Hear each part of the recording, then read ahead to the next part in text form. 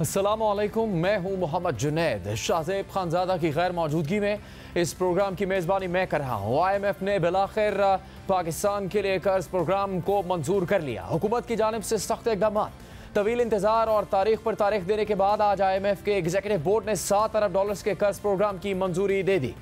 37 माह के इस तवील IMF प्रोग्राम के तहत पाकिस्तान को $1.1 अरब की पहली किस्त 30 सितंबर तक मिलने का इम्कान है। IMF के साथ स्टाफ लेवल मुआहदा तो 12 जुलाई को ही हो गया था और तवक्को की जा रही थी कि अगस्त में IMF का एग्जीक्यूटिव बोर्ड भी प्रोग्राम की मंजूरी दे देगा, लेकिन दोस्त ममालिक से कर्ज रोल ओवर ना होने और एक्सटर्नल फाइनेंसिंग का गैप पूरा ना होने की वजह से ऐसा नहीं हुआ। फिर वज़ीर ख़जाना की जानिब से सितंबर की तारीख दी गई, लेकिन सितंबर के भी इब्तदाई हफ्तों में जब एग्जीक्यूटिव बोर्ड के शेड्यूल में पाकिस्तान का नाम शामिल नहीं था तो सवालात उठने लगे और बेचैनी बढ़ने लगी। लेकिन वज़ीर ख़जाना मोहम्मद औरंगज़ेब फिर भी पुरुमीद थे कि सितंबर के आखिर तक IMF का एग्जीक्यूटिव बोर्ड प्रोग्राम की मंजूरी दे देगा। इस दौरान दोस्त ममालिक के IMF में नुमाइंदों ने IMF को कर्ज रोल ओवर की यकीन दहानी करवाई, जबकि वज़ारत ख़जाना ने बैरूनी फाइनेंसिंग का गैप पूरा करने के लिए कमर्शियल बैंकों का रुख किया और फिर तमाम यकीन दहानियाँ हासिल करने के बाद आज IMF के एग्जीक्यूटिव बोर्ड ने कर्ज प्रोग्राम की मंजूरी दे दी है। IMF का प्रोग्राम तो मंजूर हो गया है, लेकिन हुकूमत के लिए माशी चैलेंजेस अब भी बरकरार हैं, जिसमें सबसे बड़ा मसला टैक्स हदफ हासिल करना है, जिसके लिए हुकूमत ने नॉन फाइलर्स के खिलाफ घेरा तंग करने का फैसला किया है। द न्यूज़ में इसरार खान की खबर के मुताबिक वज़ीर आज़म ने नॉन फाइलर्स की कैटेगरी ख़त्म करने के लिए सख्त शराइत की मंजूरी दे दी है, जिसके तहत टैक्स रिटर्न फाइल ना करने वाले अफराद जायदाद और गाड़ियों की खरीदो फरोख्त नहीं कर सकेंगे। मजहबी सफ़र के अलावा बैन अल-अक़वामी सफ़र पर भी नहीं जा सकेंगे, जबकि उनके करंट अकाउंट खोलने और म्यूचुअल फंड्स में सरमायाकारी पर भी पाबंदी होगी। खबर के मुताबिक वो अफराद जो पहले लेन देन पर टैक्स अदा करने से बचने के लिए मामूली फ़ीस अदा करते थे, अब ऐसा नहीं कर सकेंगे। टैक्स रिटर्न जमा न करवाने वाले अफराद के लिए इब्तदाई तौर पर 5 और मजमूई तौर पर 15 मखसूस सरगर्मियों पर पाबंदी आयद की जाएगी। एक सरकारी ओहदेदार ने तस्दीक की है कि इस इक़दाम को एक ऑर्डिनेंस के ज़रिए नाफिज किया जाएगा। इसी हवाले से हम बात करेंगे। हमारे साथ माहिरीन मईशत मौजूद हैं, मोहम्मद सुहेल और खुरम शहजाद साहब। सुहेल साहब, बहुत ही शिद्दत से इंतज़ार था इस खबर का कि IMF की जानिब से मंजूरी दी जाए। कितनी अहम खबर है पाकिस्तान की मईशत के लिए और फौरी तौर पर भी कोई असरात मुरतब होंगे? बिस्मिल्लाहिर्रहमानिर्रहीम। थैंक यू जुनैद भाई। मेरा ख्याल में जो स्टेबिलिटी हमने बहुत अरसे के बाद इकॉनमी में देखी थी पिछले साल 1.5 साल में, इस IMF के लोन अप्रूवल के बाद ना सिर्फ ये स्टेबिलिटी बरकरार रहेगी, बल्कि उम्मीद हो चली है कि शायद जो एक ग्रेजुअल और इंक्लूसिव ग्रोथ हो जो पाकिस्तान में कई साल से मिसिंग है, वो भी देखी जा सके। तो एक ऐसे वक्त पे जब हुकूमत पाकिस्तान ने बहुत सख्त बजट दिया, एक ऐसे वक्त पे जब हुकूमत पाकिस्तान ने पिछले चंद माह में IMF के बगैर करेंसी को इस्तेकाम दिया, एक ऐसे वक्त में जब IMF के बगैर हुकूमत ने अपने रिजर्व्स को बढ़ाया, ये एक बहुत खुशाइन खबर है और मेरे ख्याल में इससे सरमायाकारों का भी हौसला बुलंद होगा।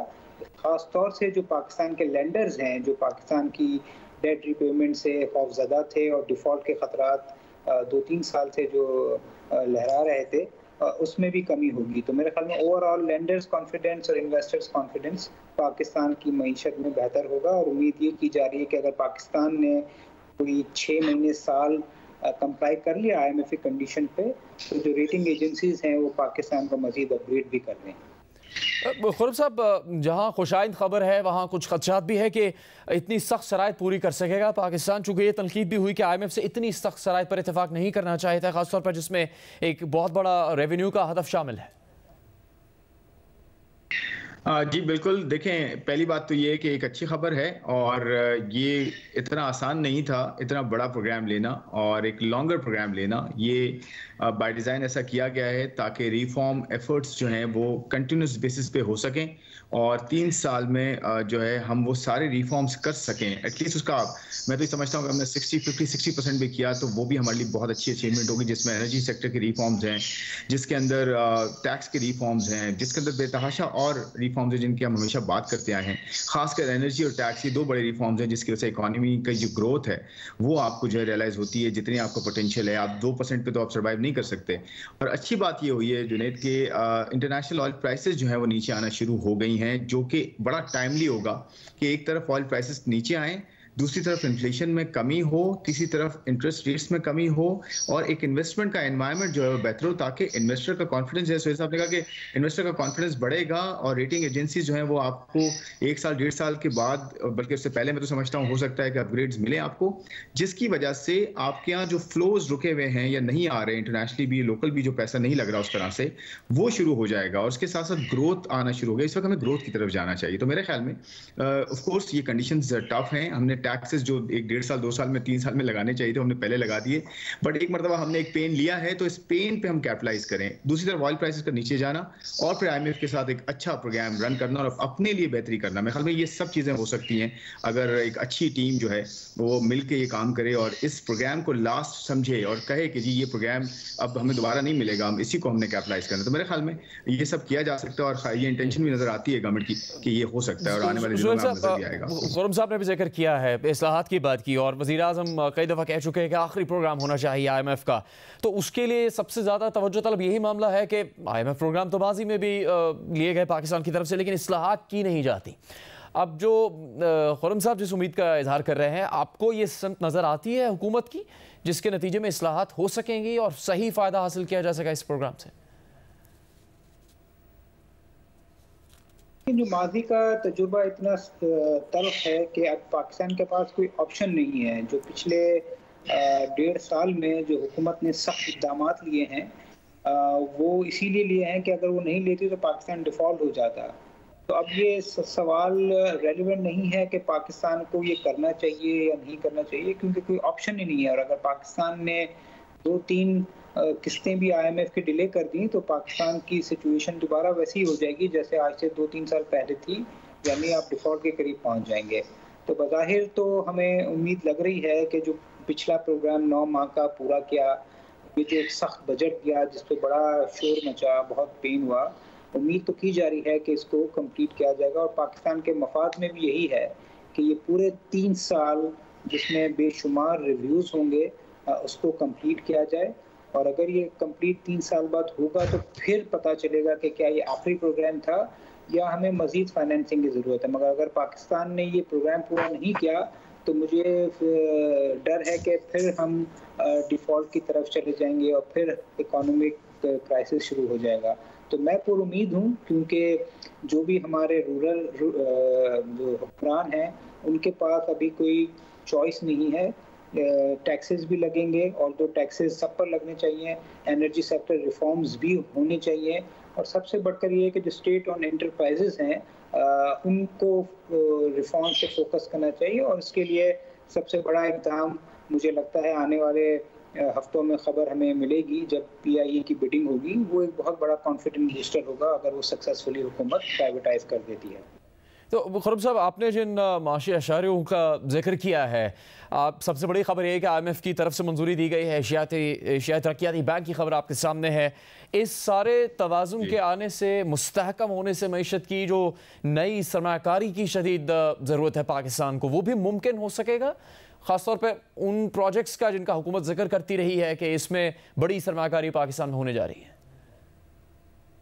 बिल्कुल, देखें एनवायरनमेंट जो होता है ना वो बड़ा इंपॉर्टेंट होता है और कॉन्फिडेंस की जो लहर होती है ना ये बड़ी इंपॉर्टेंट होती है, सेंटिमेंट बड़ा इंपॉर्टेंट होता है। और हमने देखा भी है कि अगर सेंटिमेंट अच्छा है, एक पॉजिटिविटी की जो है वो फिजा हो और साथ साथ जो है आपके मैक्रो इकोनॉमिक स्टेबिलिटी बहुत स्ट्रांग हो जाए, जैसे मिसाल के तौर पर रिजर्व्स की हम बात करते हैं, तो अगर सितंबर का पहली ट्रांच जो है मिलती है पाकिस्तान को तो उससे रिजर्व्स आपके मजीद इंप्रूव होंगे, जिसकी वजह से आपका इम्पोर्ट कवर बेहतर होगा।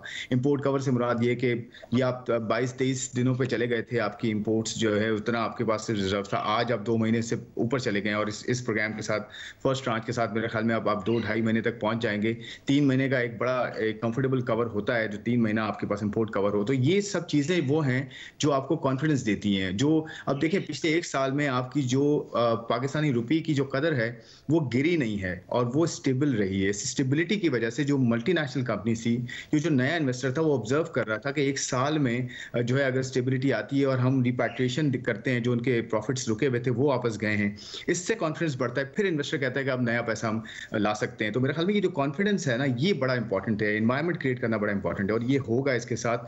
जैसे प्राइवेटाइजेशन की बात हुई है, जैसे एनर्जी सेक्टर की रिफॉर्म्स की बात हो रही है, गवर्नमेंट के अपने साइज को कम करने की बात हो रही है, एक्सपेंडिचर्स को कम करने की बात हो रही है, और साथ साथ जो है सबसे बड़ी चीज ये कि सही जगह टैक्सेस, अभी नॉन फाइलर की जो बात हुई है, इस कैटेगरी को होना ही नहीं चाहिए था फ्रॉम डे वन, तो उनको अब पिनलाइज किया जाएगा जो टैक्स नहीं देंगे और टैक्स दे सकते हैं। तो मेरे ख्याल में ये जो सारी जो ये पिक्चर क्रिएट हो रही है, ये एक प्रोग्रेसिव जो है एनवायरनमेंट की तरफ जाने की बात हो रही है। तो इसकी वजह से आपके यहाँ इन्वेस्टमेंट जो है, मैं ये समझता हूँ कि मे बी 6 महीना साल नहीं, लेकिन इवेंचुअली अगर ये पोजीशन हमारी बेहतर होती रही, इवेंचुअली आप देखेंगे आपका 13% टू जीडीपी आपका जो इन्वेस्टमेंट है वो 2-3% ऐड हो सकता है अगर आपके टैक्सेस बेहतर हों और सही जगह से टैक्स लिए जाए। तो एनवायरनमेंट मुझे लगता है कि अगले 6-8 महीने में, खासकर ऑयल प्राइसेस नीचे जाने की वजह से और इंटरेस्ट रेट नीचे जाने की वजह से, इंटरनेशनली भी आपके यहाँ जो है वो फ्लोज आएंगे, क्योंकि ऐसा हमेशा हुआ है कि अगर डेवलप मार्केट में इंटरेस्ट रेट बढ़ते हैं तो पैसा उनकी तरफ जाता है। अब इंटरेस्ट रेट नीचे आ रहे हैं तो उनको रिलेटिव एक इंसेंटिव जो है वहाँ नहीं मिल रहा, अब वो इमर्जिंग मार्केट्स की तरफ आएंगे। तो आपका स्टॉक मार्केट हो गई, आपका जनरल इन्वेस्टर की जो सेंटिमेंट होगा इंप्रूव होगा,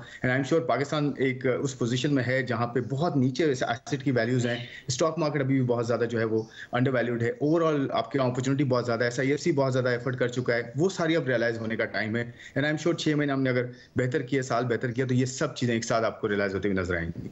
खुर्रम शहजाद, मोहम्मद सुहेल, आप दोनों का बहुत बहुत शुक्रिया। प्रोग्राम में आगे बढ़ते हैं। तहरीक इंसाफ इस्टेब्लिशमेंट से मुज़ाकरात पर मुसलसल कन्फ्यूजन का शिकार नजर आ रही है। एक तरफ कुछ ही दिन पहले इमरान खान ने मुज़ाकरात के दरवाजे बंद करने का ऐलान किया, इस्टेब्लिशमेंट की क़यादत पर कड़ी तनकीद कर रहे हैं, मगर दूसरी तरफ जेल के बाहर मौजूद पार्टी क़यादत इस्टेब्लिशमेंट से मुज़ाकरात के लिए डेस्परेट और उम्मीदें लगाती हुई नजर आ रही है, जिस पर सवालात उठ रहे हैं कि क्या तहरीक इंसाफ जानबूझकर गुड कॉप बैड कॉप खेल रही है, या इस मामले पर अंदरूनी तौर पर इख्तलाफात का शिकार है, या फिर अंदरूनी खाना कुछ और ही चल रहा है जिससे कन्फ्यूजन फैल रही है। इस्टेब्लिशमेंट के कहने पर 22 अगस्त के जलसे को मनसूख करने के बाद इमरान खान इस्टेब्लिशमेंट से राबतों की बहाली का इशारा दे रहे थे। अडयाला जेल में होने वाली समातों को कवर करने वाले रिपोर्टर्स के मुताबिक इमरान खान मुतमईन और खुश नजर आ रहे थे, मगर फिर कुछ ही दिनों बाद इमरान खान अपने फैसले पर पछतावे का इजहार करने लगे और जलसा मनसूख करने के फैसले को गलती करार देने लगे। साथ ही 8 सितंबर को इस्लामाबाद में हर हाल में जलसा करने की हिदायत देते रहे, मगर फिर 8 सितंबर के जलसे में वज़ीर आला खैबर पख्तूनख्वा अली अमीन गंडापुर की मुतनाज़ तकरीर के बाद तहरीक इंसाफ और इस्टेब्लिशमेंट के दरमियान तनाव मजीद शिद्दत इख्तियार कर गया। टकराव की सूरत हाल मजीद बिगड़ गई। अली अमीन गंडापुर ने इस्टेब्लिशमेंट पर बराह रास्त तनकीद करते हुए धमकी आमेज लबो लहजा इख्तियार किया। उसके बाद PTI के अरकान असम्बली को पार्लियामेंट के अंदर से गिरफ्तार किया गया, जबकि अली अमीन गंडापुर 9 और 10 सितंबर की दरमियानी रात कई घंटे तक गायब रहे। और बाद में हमारे प्रोग्राम में मुशीर इत्तलात खैबर पख्तूनख्वा बैरिस्टर सैफ ने एतराफ़ किया कि अली अमीन गंडापुर इस्टेब्लिशमेंट के कहने पर उनसे मिलने गए थे। इस दौरान 10 सितंबर को इमरान खान जलसे के बाद की कार्रवाइयों पर सख्त गुस्से में नजर आए। पार्टी को पैगाम दिया कि वो अली अमीन गंडापुर के साथ खड़े हैं। साथ ही ये पॉलिसी बयान भी दिया कि वो आज से इस्टेब्लिशमेंट समेत किसी फरीक से भी मुज़ाकरात के दरवाजे बंद कर रहे हैं, ये बातचीत के नाम पर धोखा दे रहे हैं। सारी पार्टी को हिदायत है कि अब इस्टेब्लिशमेंट से कोई बात नहीं करेगा। पहले कभी बातचीत के दरवाजे बंद नहीं किए, लेकिन आज ये दरवाजे बंद कर रहे हैं। इमरान खान के इस बयान को 2 हफ्ते ही हुए, लेकिन तहरीक इंसाफ की तरफ से मुज़ाकरात के हक़ में अहम बयान सामने आ गया है। तहरीक इंसाफ के तर्जुमान रऊफ हसन ने कहा है कि हम आज भी हर सूरत में इस्टेब्लिशमेंट के साथ इंगेज करना चाहते हैं, ये हमारी पॉलिसी है, हम इसके लिए तैयार हैं। रऊफ हसन ने इस्टेब्लिशमेंट की तरफ से भी PTI को इंगेज करने की उम्मीद का इजहार किया। PTI की पॉलिसी है ये कि हम एस्टैब्लिशमेंट के साथ एंगेज करना चाहते हैं, हम आज भी उनके साथ एंगेज करना चाहते हैं। बल्कि मैं एक कदम और आगे बढ़ के मैंने स्टेटमेंट्स दिए और मैं बिल्कुल कन्विंस्ड हूं कि वो स्टेटमेंट जो है वो ठीक है। PTI और एस्टैब्लिशमेंट के दरमियान एक डायलॉग जो है वो इस रियासत के लिए नागुज़ीर हो चुका हो और हमें उसमें देर नहीं करनी चाहिए। एस्टैब्लिशमेंट और PTI को एक टेबल के ऊपर बैठकर बातचीत का आगाज करना चाहिए ताकि मुल्क की मसाइल जो उनका हल तलाश किया जाए और मुल्क को आगे बढ़ाया जा सके। ये इनएविटेबल है, ये होना ही है, आज नहीं तो कल होगा, कल नहीं तो परसों होगा। इसके लिए हम तैयार हैं और पहले से तैयार थे, आज भी तैयार हैं। उनके साथ हम हर सूरत में एंगेज करना चाहते हैं। इस जुमले को अगर मैं यूं मुकम्मल करूं तो ठीक होगा कि PTI की पॉलिसी है कि हम एस्टैब्लिशमेंट से एंगेज होना चाहते हैं, बात करना चाहते हैं, और आज की तारीख में कम से कम उनकी ये पॉलिसी है कि हम बिल्कुल बात करना नहीं चाहते। मैं बिल्कुल ये जो लेटर पार्ट है इसके साथ मैं बिल्कुल आई बेग टू डिसएग्री। मैं ये नहीं कहूंगा कि बिल्कुल उनकी पॉलिसी ये नहीं है। उन्होंने एंगेज किया है PTI के साथ, तो मैं क्यों भी इतना लगा के बैठूं कि वो फिर एंगेज करेंगे या एंगेज करना चाहते होंगे वो। उनका वो कहना कि 22 का जलसा आप इस्लामाबाद में ना कीजिए चूंकि मजहबी जमातें आ रही हैं, उसको आप इंगेज करना कह रहे हैं? देखिए, उन्होंने हमसे बात की, उनसे हमने एंगेज की, उसके बाद भी एंगेज्ड है वो। मैं उसको एंगेजमेंट कहता हूं, मैं एंगेजमेंट की कोई खास तारीफ लेके नहीं आना चाहता। आपने देखा रऊफ हसन क्या कह रहे हैं। पीटीआई की जेल से बाहर मौजूद क़यादत माहौल साजगार बनाने की बात कर रही है, मगर अब तक इस्टेब्लिशमेंट की तरफ से पीटीआई से मुज़ाकरात से मुतालिक कोई भी इशारा सामने नहीं आया, जबकि इमरान खान भी मुसलसल इस्टेब्लिशमेंट पर सख्त तनकीद कर रहे हैं। आज भी अडयाला जेल में उन्होंने सहाफ़ियों से गुफ्तगू करते हुए इस्टेब्लिशमेंट की क़यादत पर सख्त तनकीद की और मज़ीद कहा कि सुप्रीम कोर्ट में कल से जो हो रहा है सबको पता चल गया है कि ये क्या कर रहे हैं। ये सब गैंग ऑफ 3 को तौसीह देने के लिए किया जा रहा है। मुल्क का बेड़ा गर्क तो उन्होंने कर लिया है, अब सुप्रीम कोर्ट को भी तबाह कर रहे हैं। यहाँ सारे फैसले लिखे हुए आते हैं और जजेस आकर सुना देते हैं। हुकूमत सारी अदलिया को तबाह करने पर लगी हुई है। इलेक्शन फ्रॉड को कवर करने के लिए इनको अपने जजेस चाहिए। इमरान खान ने कहा कि ये चाहते हैं कि पीटीआई किसी भी तरह से ऊपर ना आए, हमें कोई भी जलसा नहीं करने दिया जा रहा। रावलपिंडी में जलसे की इजाज़त ना दी गई तो एहतजाज करेंगे। आईनी अदालत का मकसद सुप्रीम कोर्ट के चीफ जस्टिस की पावर को ख़त्म करना है। अगले चीफ जस्टिस की तकर्री का ऐलान जल्द किया जाए। जस्टिस मंसूर अली शाह को मुकम्मल बैक करते हैं। इस पूरी सूरत हाल पर हम पीटीआई से भी उनका मौक़िफ़ पूछेंगे, मगर पहले बात करेंगे इमरान खान के अडयाला जेल में की गई गुफ्तगू से मुताल्लिक़ नुमाइंदा जियो न्यूज़ शब्बीर डार से। शब्बीर, काफ़ी तजाद नज़र आ रहा है जो इमरान खान साहब की जेल में गुफ्तगू होती है और फिर दीगर उनके रहनुमा जो जेल से बाहर हैं वो क्या बयान सामने लेकर आते हैं या उनका क्या मौक़िफ़ होता है। तो किस तरह की सूरत हाल थी जिसमें बानी पीटीआई की तरफ से ये बात कही गई, चूँकि पहले कुछ मौक़िफ़ ज़रा तब्दील होता नज़र आ रहा था, अब बहुत ज़्यादा सख्ती से वो इस बात के बारे में कह रहे हैं कि वो मुज़ाकरात के दरवाजे बंद कर रहे हैं। बिल्कुल जुनेद, इस वक्त इमरान खान को सबसे बड़ा जो मसला दरपेश है वो यही है कि बहुत सारी कोशिशों के बावजूद इस्टेब्लिशमेंट से उनकी बात कहीं से बन नहीं पा रही है। अच्छा, 22 अगस्त को जो सुबह सवेरे अडयाला जेल में मुलाकात हुई थी आज़म खान सवाती और बैरिस्टर गौहर खान की, उस वक्त इमरान खान को ये उम्मीद दिलाई गई थी या उनकी उम्मीद बन गई थी कि जो अली अमीन गंडापुर के ज़रिए राब्ते हुए थे जलसे से मुतल्लिक, उस वक्त उन्होंने इस बात की खुशी का भी इजहार किया और उन्होंने ये भी कहा, उनका ये भी कहना था कि हम मुज़ाकरात के लिए तैयार हैं। लेकिन उसके बाद ये पता चला कि जो वो राब्ता था, जो वो पैगाम रसानी थी, वो सिर्फ जलसे की हद तक महदूद थी। इसीलिए जो 8 सितंबर का जलसा हुआ और 8 सितंबर के बाद जो गिरफ्तारियां हुई और इमरान खान ने फिर सहाफ़ियों से गुफ्तगू में कहा कि हमारे तमाम दरवाजे अब बंद है इस्टेब्लिशमेंट से, हमें धोखा दिया गया, हमें एनओसी का इन्होंने ही कहा, इन्होंने ही 8 सितंबर की डेट भी दी, लेकिन उसके बाद इन्होंने रास्ते बंद कर दिए, जलसा नहीं करने दिया गया और अब ये गिरफ्तारियां भी कर रहे हैं। अच्छा, इस्टेब्लिशमेंट से जहाँ तक मुज़ाकरात की बात है, आपको याद होगा कि 22 अगस्त से पहले इमरान खान ने 2 मुज़ाकराती कमेटियां भी कायम की थी और जिसमें अली अमीन गंडापुर को खसूसी टास्क भी दिया गया था इस हवाले से। और अली अमीन गंडापुर ने भी हमसे कई मरतबा इस बात का जिक्र किया कि वो इस्टेब्लिशमेंट के साथ राब्ते में हैं और वो चूँकि एग्जीक्यूटिव पोजीशन पे है, उनके राब्ते रहते हैं और वो मामलात को ठीक करना चाहते हैं और उनकी ख्वाहिश है कि इस्टेब्लिशमेंट के साथ मामला तय हों। लेकिन उन मुज़ाकराती कमेटियों का भी कोई नतीजा नहीं निकला।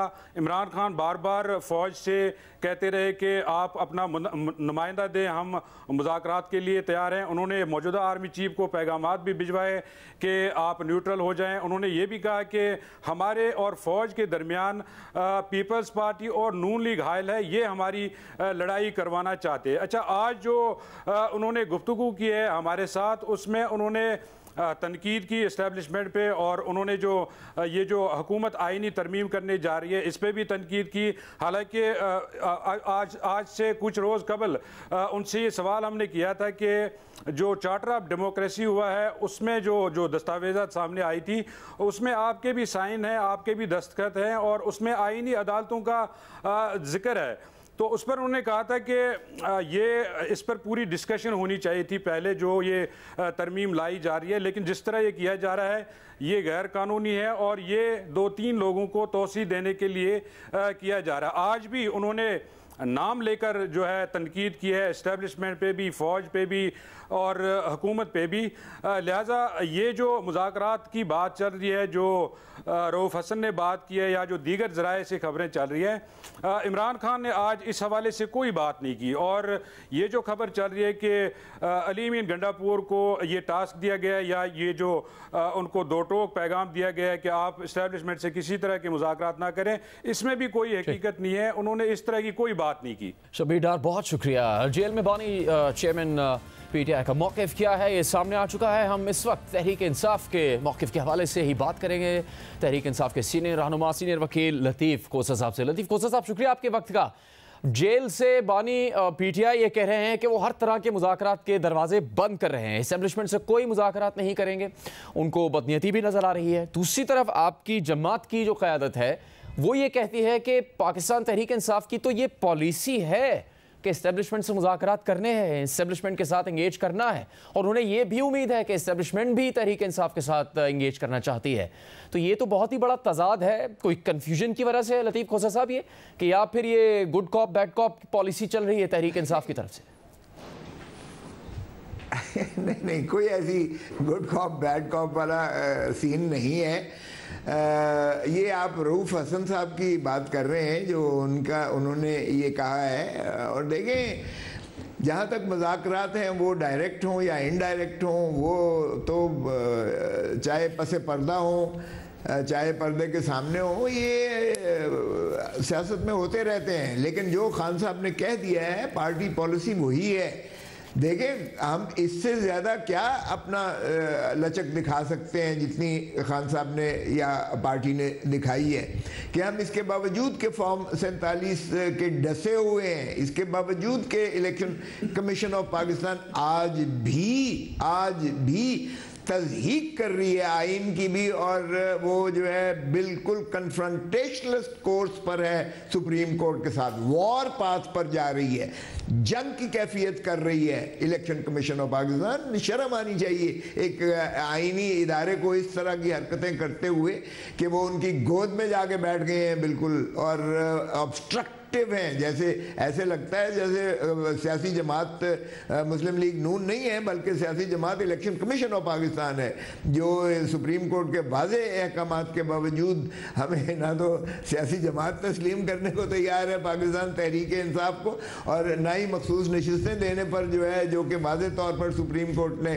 न सिर्फ वज़ाहती बयान में कहा बल्कि तफसीली फैसले में उसका जिक्र तक कर दिया, और फिर स्ट्रिक्चर पास किया है इलेक्शन कमीशन ऑफ पाकिस्तान के खिलाफ। इलेक्शन कमीशन ऑफ पाकिस्तान को तो आर्टिकल 6 में पाबा सलासल होकर इनको जो है डिसमिस करके, इनको जो है कटहरे में खड़ा करके, इनको जंजीरें बांध कर, इनको जो है आइन की जो है सबवर्शन में इनको बिल्कुल, जिन्होंने एक हिजानी कैफियत कौम की बर्पा की हुई है, आज तक की हुई है, मेरे ख्याल में तो इलेक्शन कमीशन के मेंबरान को बिल्कुल जो है जितनी कड़ी से कड़ी सजा दी जाए जो आइन में मौजूद है वो देनी चाहिए।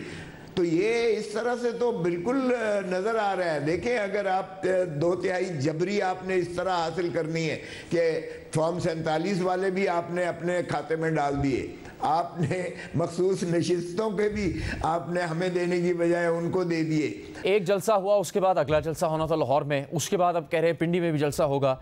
तो कुछ तो ऐसा है जिसकी वजह से कुछ एक पॉलिसी नहीं है, एक से ज़्यादा पॉलिसी है तहरीक इंसाफ की, कि अली अमीन गंडापुर साहब पहुँच ही नहीं पाए लाहौर के जलसे में। अच्छा, सवाल ये है कि उनके लिए अगर रुकावटें और मसाइल थे बीच में, तो ये सवाल उठता है कि फिर वो इतनी ताख़ीर से रवाना ही क्यों हुए अपने सूबे से, जहाँ उनको कोई रोक टोक नहीं है, जहाँ के वो वज़ीर आला है।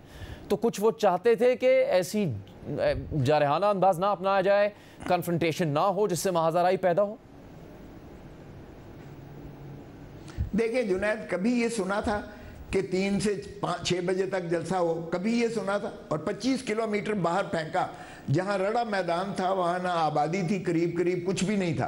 तो मुझे बताएं कि जलसा तो शुरू ही 6 बजे के बाद हमेशा होता है, 11-12 बजे 1 बजे तक चलता है, और वहाँ या तो पब्लिक डिस्टर्बेंस हो रही होती, या वहाँ आबादी होती, या वहाँ कारोबारी मराकज़ होते, या वहाँ कोई मजहबी जो है तनसीबात होती, या कोई ऐसी जो है और तनसीबात होती, तो तब तो चले इनको कोई हो सकता था।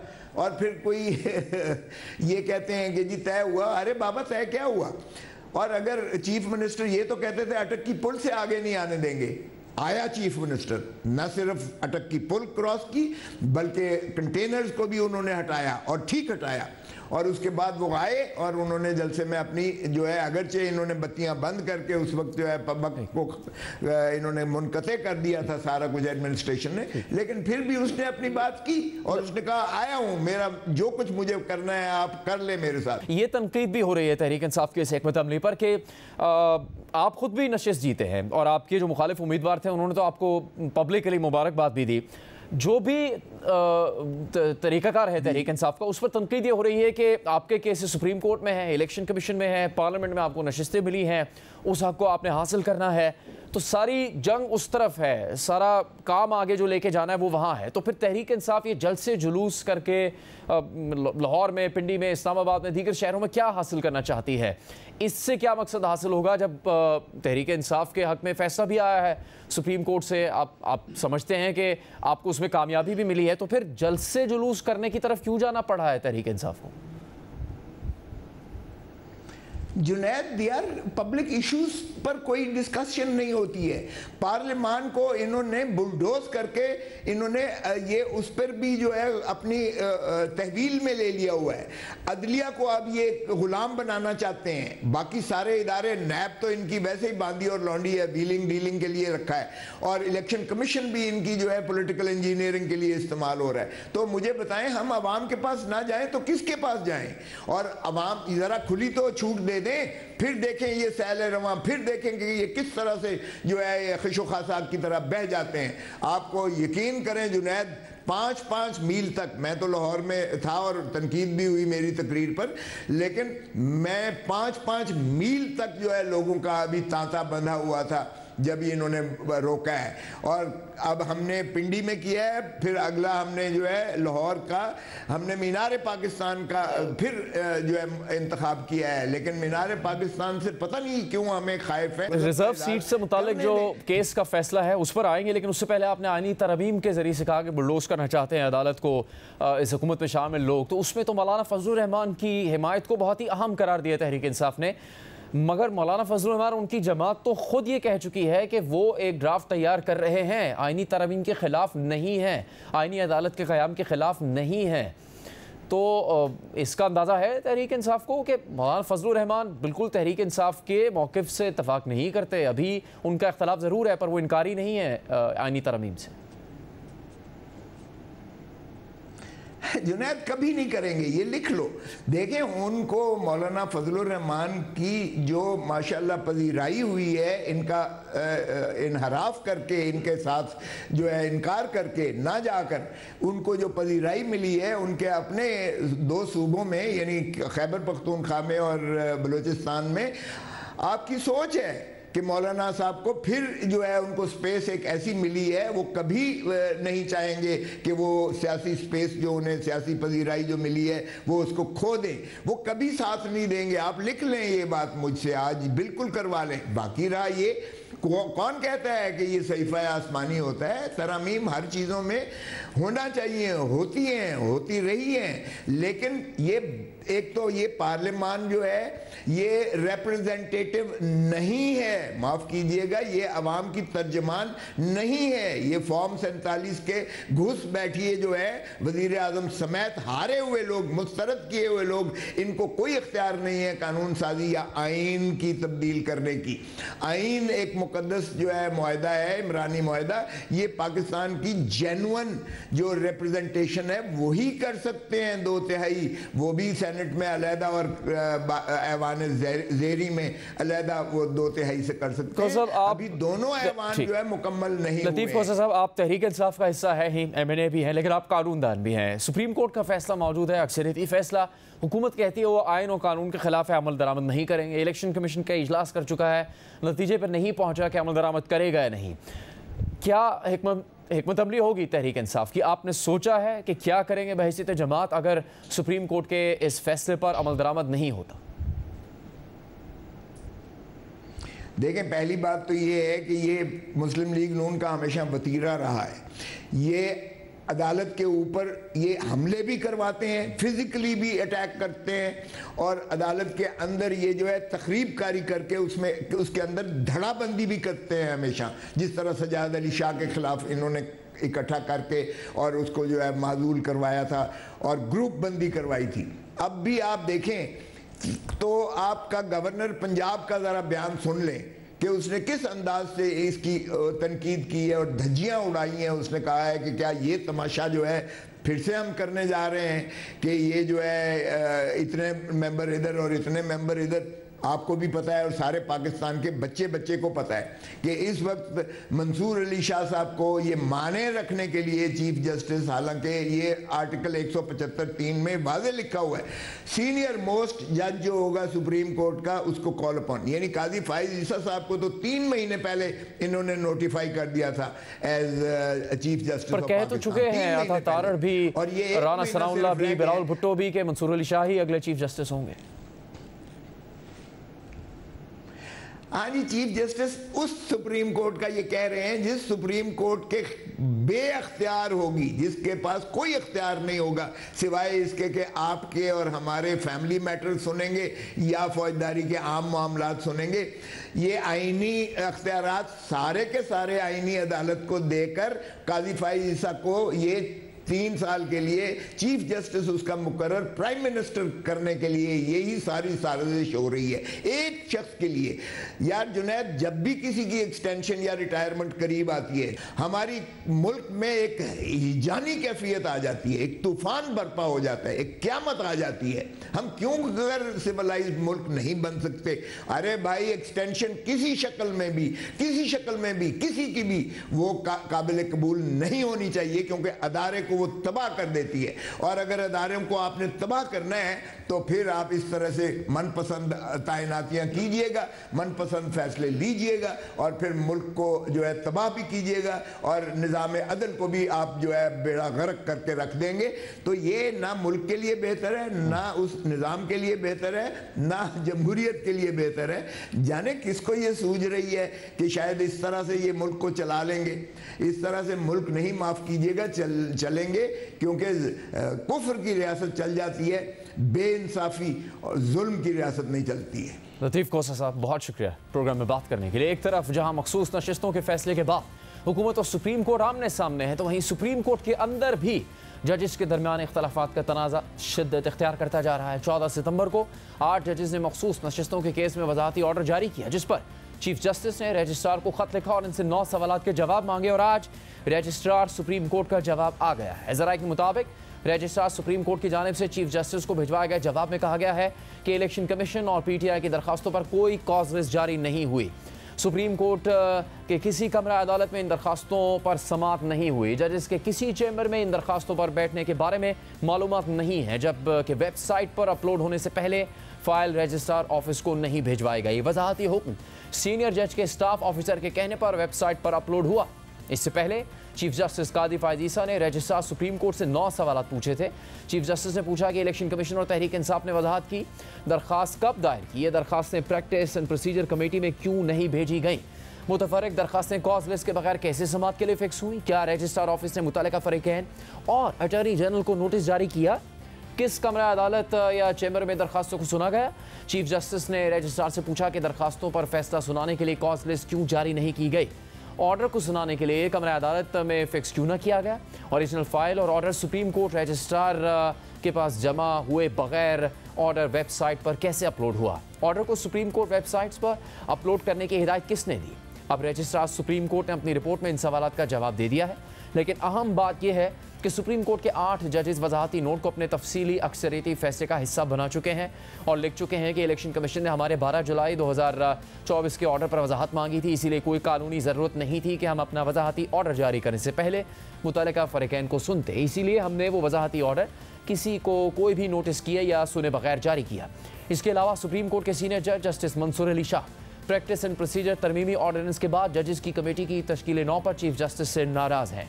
जस्टिस मंसूर अली शाह ने कमेटी के पहले इजलास में भी शिरकत नहीं की और उन्होंने कमेटी के सेक्रेटरी को 3 सफ़ात पर मुश्तमिल ख़त लिखकर चीफ जस्टिस से मुतालिक सख्त अल्फाज इस्तेमाल किए और लिखा कि जजेस कमेटी से जस्टिस मुनीब अख्तर को निकाल कर चौथे सीनियर तरीन जज को शामिल किया गया और ये वजह नहीं बताई गई कि जस्टिस मुनीब अख्तर को क्यों निकाला गया और अगले सीनियर तरीन जज को क्यों नज़रअंदाज किया गया। चीफ जस्टिस कादी फायज़ ईसा के इस इक़दाम के लिए जस्टिस मंसूर अली शाह ने वन मैन शो और चेरी पिकिंग के अल्फाज इस्तेमाल किए हैं। सुप्रीम कोर्ट में आखिर हो क्या रहा है, इसी पर बात करेंगे नुमाइंदा खुसूसी जियो न्यूज़ अब्दुल कयूम सिद्दीकी से। कयूम सिद्दीकी, बहुत से वाक़यात हुए हैं सुप्रीम कोर्ट ने हालिया दिनों में, तो क्या चल रहा है सुप्रीम कोर्ट के अंदर? कोई इसकी वाज़ेह वजूहात सामने आ रही हैं? क्योंकि कुछ अर्सा पहले इस तरह की तफरीक नहीं थी, ख़ास तौर पर दो जजेस में, चीफ जस्टिस साहब और जस्टिस मंसूर अली शाह में। तो इस वक्त क्या सूरत हाल है? और ख़ास तौर पर अब जो रजिस्ट्रार का जवाब आया उसमें भी बहुत सी ऐसी बातें सामने आई जिससे पता लगता है कि काफ़ी ज़्यादा इस वक्त तनाव का माहौल है सुप्रीम कोर्ट के अंदर। देखें जुनैद, जो सुप्रीम कोर्ट ऑफ पाकिस्तान है वो एक ट्रांसपेरेंसी की तरफ इक़दामात होने चाहिए और ये जो सारी सूरत हाल है ये बड़ी इस हवाले से एक फ़िक्र अंगेज़ सूरत हाल बन गई है। अब जबकि जिस तरह 14 सितंबर को जिस तरह वज़ाहती ऑर्डर अपलोड हुआ, अब ये देखिए कि उसके बाद जब डिप्टी रजिस्ट्रार का नोट आया और फिर चीफ जस्टिस पाकिस्तान ने 9 सवालात पूछे और उनमें जो रजिस्ट्रार का आज जवाब आया है, उस जो हमारे ज़राए के मुताबिक उस जवाब के अंदर ये कहा गया कि ना तो कोई नोटिस इशू हुआ, ना कोई कॉज लिस्ट जारी हुई और ना ही ये किसी चैम्बर के अंदर इन जजी साहबान ने समाअत की और फिर जो अपलोड हुई वेबसाइट के ऊपर वो जजमेंट जो थी और ओरिजिनल जजमेंट जमा करवाए बगैर, तो इससे जो है वो ट्रांसपेरेंसी का सवाल एक बहुत बड़ा उठता है कि कैसे सुप्रीम कोर्ट ऑफ पाकिस्तान के जो मामलात हैं वो चलाए जा रहे हैं। अब इसमें इस इंक्वायरी के अंदर जो बात सामने आई है वो ऑनरेबल जज, द सीनियर मोस्ट जज जो हैं, उनका स्टाफ जो है वो उसके कहने के ऊपर अपलोड हुआ है।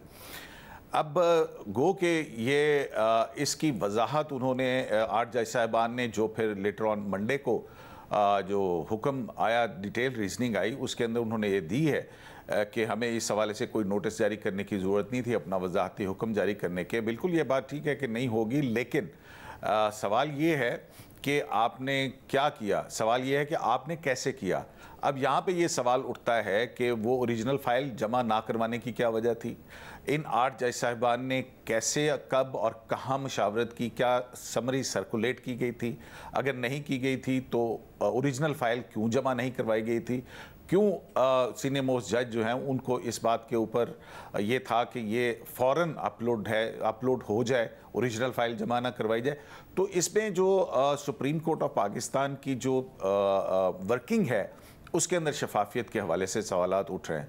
और दूसरी जानिब जो आपने बात की है कि ये जो तनाव की सी सूरत हाल है ऑनरेबल चीफ जस्टिस काजी फायज़ ईसा और जस्टिस शाह के दरमियान में, तो इसका एक बहुत बड़ा बैकग्राउंड है। हमने ये भी देखा कि आपको याद होगा कि नैब तरमीम का जो केस था जिसमें इमरान खान साहब की पेटिशन थी, उसको समाअत की थी, लेकिन उसमें जो पहला 3 रुकनी बेंच था जिसमें 2-1 से इन तरामीम को कलअदम करार दिया गया था, उसमें जस्टिस मंसूर अली शाह भी मौजूद थे और वो प्रैक्टिस एंड प्रोसीजर एक्ट के कानून के बाद उनका ही था कि ये बेंच की कॉन्स्टिट्यूशन जो है ये दुरुस्त नहीं है, लेकिन वो उस बेंच का हिस्सा रहे। और जब रिव्यू अपील के अंदर 5 रुकनी लार्जर बेंच तश्कील दिया गया तो उसमें आपको पता है कि जब उसकी जजमेंट आई है तो उसके अंदर इस बात के ऊपर जस्टिस काजी फायज़ ईसा ने कहा था कि अगर फाजिल ऑनरेबल जज जस्टिस शाह जो हैं वो इसके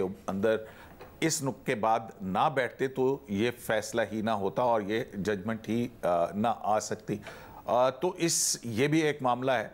फिर दूसरा जो मामला है 18 जुलाई को जो मीटिंग हुई थी उसके अंदर ये जो 63A का बेंच था, इसके हवाले से भी बेंच तश्कील दिया गया था, लेकिन उसकी फिक्सेशन के हवाले से वो मुकदमा फिक्स नहीं हुआ था। फिर आप ये देखिए कि जो रिज़र्व सीट्स के केस के ऊपर जैसे कि प्रैक्टिस एंड प्रोसीजर एक्ट जो है वो उसके कानून के मुताबिक रिव्यू 14 दिन के अंदर एक मरतबा लगना लाजिम है, लेकिन वहाँ पर इन दोनों जज साहिबान जो हैं उन्होंने कहा कि छुट्टियाँ हो गई हैं और रूल्स को फौकियत दी, जो कि जजेस कमेटी के हमारे सामने मौजूद भी हैं, जो मीटिंग मिनट्स हैं, कि उसमें रूल्स छुट्टियों को और डिटेल जजमेंट की बुनियाद के ऊपर कहा कि इस मुकदमे को फिक्स ना किया जाए। तो ये वो बज़ाहिर इख्तलाफात जो हैं वो नज़र आ रहे हैं कि एक इख्तलाफ राय इस बुनियाद पर है।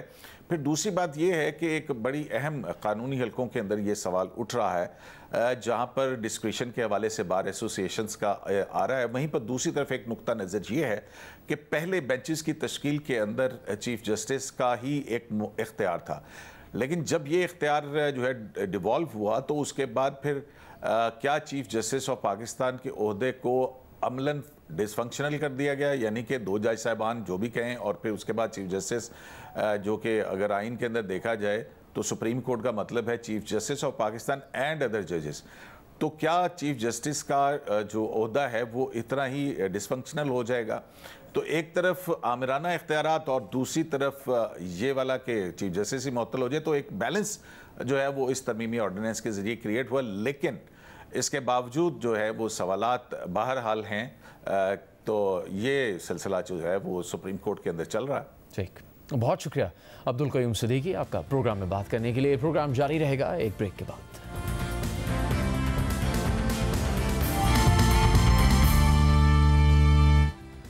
प्रोग्राम में अभी बात लबनान में जारी हालिया इसराइली जारियत की, जो मजीद शिद्दत इख्तियार कर गई है। इसराइल ने हमलों का दायरा वसी करते हुए शुमाली सरहद पर 2 इजाफी रिजर्व ब्रिगेड्स को भी तलब कर लिया है और आज भी जनूबी लबनान के मुख्तलिफ इलाकों में इसराइल ने हमले किए, जिनमें 19 अफराद जाँ बहक और 100 से ज़्यादा जख्मी हुए हैं। लबनान में पीर से शुरू होने वाले इन हमलों में अब तक 569 से ज़्यादा अफराद मारे जा चुके हैं, जिनमें 50 बच्चे भी शामिल हैं, जबकि 5 लाख से ज़्यादा लबनानी बेघर भी हो चुके हैं। लबनान में जारी ताज़ा इसराइली हमलों के बाद ये खदशा पैदा हो गया है कि शायद लबनान भी एक नया गज़ा बनना जा रहा है। लबनान में जारी इसराइली जारियत की गज़ा में जंगबंदी के लिए होने वाले मुज़ाकरात पर असरात मुरतब होने का खदशा है, जिससे पूरे मशरिक़ वस्ता में अमन व अमान की सूरत हाल मज़ीद ख़राब हो सकती है और ख़त्ते में बड़ी जंग बिछड़ सकती है। जबकि ईरानी हिमायत याफ्ता मिलिशिया हिज़्बुल्लाह, जिसके खिलाफ ऑपरेशन की आड़ में इसराइल लबनान में आबादियों को निशाना बना रही है, वो नुकसान उठाने के बावजूद इसराइल के खिलाफ अपने हमलों में शिद्दत ला रही है। और आज हिज़्बुल्लाह ने इसराइल की खुफिया एजेंसी मोसाद के हेडक्वार्टर्स को निशाना बनाने की कोशिश की। हिज़्बुल्लाह ने कहा कि तल अवीव में इसराइली इंटेलिजेंस एजेंसी मोसाद के हेडक्वार्टर्स को निशाना बनाते हुए एक बैलिस्टिक मिसाइल दागा गया है। अल जज़ीरा के मुताबिक हिज़्बुल्लाह ने कहा कि एक मिसाइल हमले में इस इमारत को निशाना बनाया है जहां इसराइली इंटेलिजेंस एजेंसी ने पेजर धमाकों की मनसूबाबंदी की थी। हिज़्बुल्लाह ने अपने बयान में मजीद कहा कि आज सुबह तल अवीव के मदाफ़ात में कायम मोसाद के हेडक्वार्टर को निशाना बनाते हुए एक कातरून बैलिस्टिक मिसाइल दागा है, जबकि इसराइली फ़ौज ने कहा कि तल अवीव में ज़मीन से ज़मीन पर मार करने वाले मिसाइल को उसके फ़ज़ाई दिफाई निज़ाम ने रोक लिया। ये पहली बार है कि लबनान से फायर किया गया कोई मिसाइल वस्ती इसराइल तक पहुँचा है। तमाम इस हमले में किसी किस्म का कोई नुकसान रिपोर्ट नहीं हुआ है। अल जज़ीरा के मुताबिक गुज़श्ता साल अक्टूबर से गज़ा में जारी इसराइली जारियत के बाद पहली बार है कि हिज़्बुल्लाह ने इसराइल की जानिब बैलिस्टिक मिसाइल दागने का दावा किया है। जबकि इस सारी सूरत हाल में ये बात भी सामने आ रही है कि इसराइल लबनान में एक मुमकिन ज़मीनी ऑपरेशन की तैयारियां कर रहा है और किसी भी वक्त गाज़ा और मकबूजा मगरबी किनारे की तरह ज़मीनी ऑपरेशन शुरू कर सकता है। अल जज़ीरा के मुताबिक इसराइली पब्लिक ब्रॉडकास्टर कम ने रिपोर्ट किया है कि इसराइली फ़ौज लबनान में मुमकिन ज़मीनी कार्रवाई की तैयारी कर रही है। इसराइली वज़ीर दिफा योव गैलेंट ने ज़मीनी हमलों की तैयारियां करने वाले फ़ौजियों से मुलाकात की है। लबनान में इसराइल के मुमकिन ज़मीनी ऑपरेशन से मुतालिक आज हिज़्बुल्लाह का मौक़िफ़ भी सामने आया है। अल जज़ीरा के मुताबिक हिज़्बुल्लाह ने कहा है कि हिसाब बराबर करने की जंग है। हम 2006 से मुमकिन ज़मीनी हमले की तैयारी कर रहे हैं। हिज़्बुल्लाह ने हमेशा से यही कहा है कि हम किसी भी सूरत हाल के लिए तैयार हैं। इसराइल हिज़्बुल्लाह को घुटने टेकने पर मजबूर करने के लिए लबनान में बड़े फ़ौजी ऑपरेशन का सोच रहा है। BBC के मुताबिक इसराइल का ख्याल है कि एक ज़बरदस्त हमला हिज़्बुल्लाह को वो करने पर मजबूर करेगा जो इसराइल चाहता है। इसराइल के सियासतदानों और जर्नलों को फतह दरकार है। तकरीबन 1 साल की जंग के बाद गज़ा उनके लिए दलदल बन चुका है। हमास के जंगजू अब भी इसराइली फ़ौजियों को मारने के लिए सुरंगों और खंडरात से निकलते हैं और अब भी हमास ने इसराइलियों को यरगमाल बनाया हुआ है। इसराइली वज़ीर आज़म नेतन्याहू का ख्याल है कि उनके ताज़े हमले उनकी जानिब से ऐलान करदा ताकत का तवाज़ुन हिज़्बुल्लाह के मुखालिफ पलड़े में होने के मकसद की तरफ बड़ी पेशरफ्त है। नेतन्याहू चाहते हैं कि हिज़्बुल्लाह की तरफ से इसराइली इलाकों पर रॉकेट दागने का सिलसिला ख़त्म हो। इस तरह इसराइली फ़ौज का कहना है कि ये मनसूबा हिज़्बुल्लाह को सरहद से पीछे हटाने और इसराइल के लिए ख़तरा बनने वाली फ़ौजी तनसीबात को तबाह करने का है। प्रोग्राम का यहाँ पर इख्तिताम होता है। इजाज़त दीजिए।